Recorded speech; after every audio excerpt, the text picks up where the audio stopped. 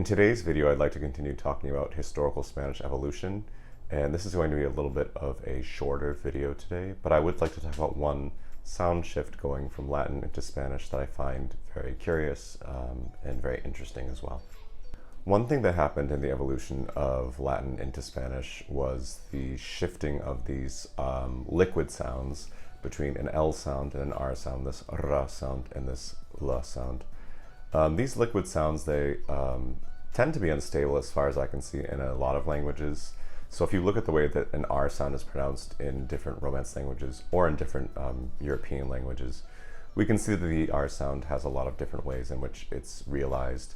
Whereas when you compare that to a consonant like a P sound, a P is more or less a P sound in most European languages when you look at them. So I think that these liquid sounds are kind of inherently a little bit unstable because of the way that they're produced. And we can see that going from Latin to Spanish that these R and L sounds, they shift in ways that don't occur in other Romance languages, or that do occur in other Romance languages, but not in the same place and not maybe quite as frequently. One reason that we might see this happening is because of a process called dissimilation in linguistics. Dissimilation is when you have two sounds or more, a string of sounds that are the same sound, and in order to distinguish between those sounds, we actually change one of the sounds in order to make it so that not all the sounds are the same, because it makes it easier to kind of distinguish between the syllables or distinguish between the sounds if not all the sounds are actually the same, which might seem kind of counterintuitive. But we do the same thing in English as well, right? Where some people have speculated that the word kernel, for example, even though it's spelled with an L sound, we pronounce it as an because to say kulnel is maybe a little bit too difficult for us because of the proximity of the L sounds. And so we can see in a word like kernel in English that we're doing the exact same thing that Spanish did going from Latin to Spanish, which is we're taking these liquid L sounds and R sounds and we're changing them from one to the other to make this kind of dissimilation occur. Between the five primary Romance languages, the ones that are kind of recognized as being the foremost language on a state level, which would be Portuguese, Spanish, Italian, French, and Romanian, Portuguese and Spanish are the most related. So they have a lot shared when it comes to the evolution of their languages. They're both Iberian languages, right? So the split between Spanish and Portuguese happened at a later time than the split between, let's say, Spanish and French, or Spanish and Italian, or Spanish and Romanian, of course.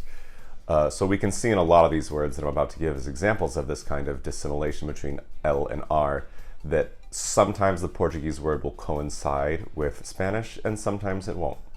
So a good example of a word that can show this kind of shift between L and R sounds, this dissimilation, would be a word like tree in Latin.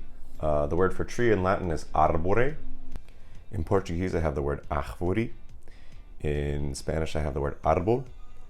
In Italian, I have two words. I actually have albero, which is the kind of naturally evolved word from the Latin language. So it's interesting to see that they actually do dissimilation in Italian as well, but they actually change the first R into an L and not the final R into an L.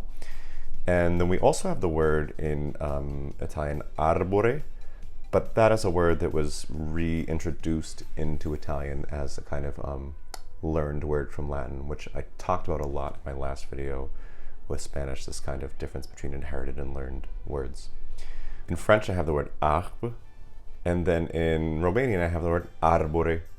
So we can see how these words are very, they don't really match very closely when it comes to the R's and L sounds. So this kind of dissimilation or kind of confusion between L sounds and R sounds was something that was happening in a lot of Romance languages to an extent, but I think it most happens in Spanish.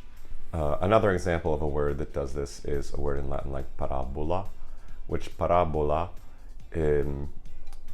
it meant, I think, in Latin likeness or parable, but it's come to mean word as it's evolved into the Romance languages. So in Portuguese, we have the word palavra, which we can see this palavra, it's changed.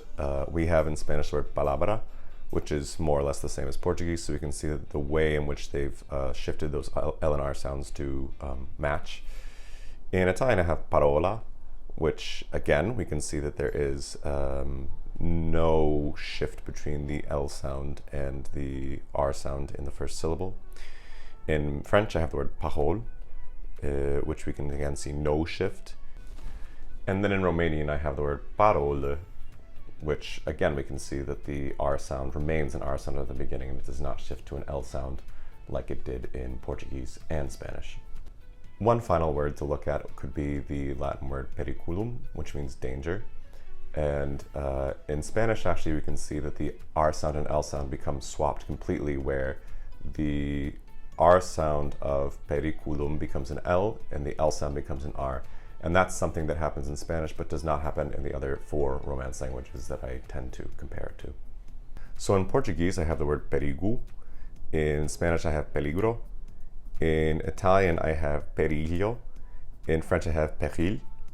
And then in Romanian, I have the word pericol, which I think the Romanian word is a borrowing from Italian, but I'm not super knowledgeable about Romanian, so I'm not really sure. So I hope you enjoyed this video about the historical evolution of the Spanish language. And as always, I would love to know if you have any questions about any kind of historical linguistics about Spanish, or really any Indo-European language.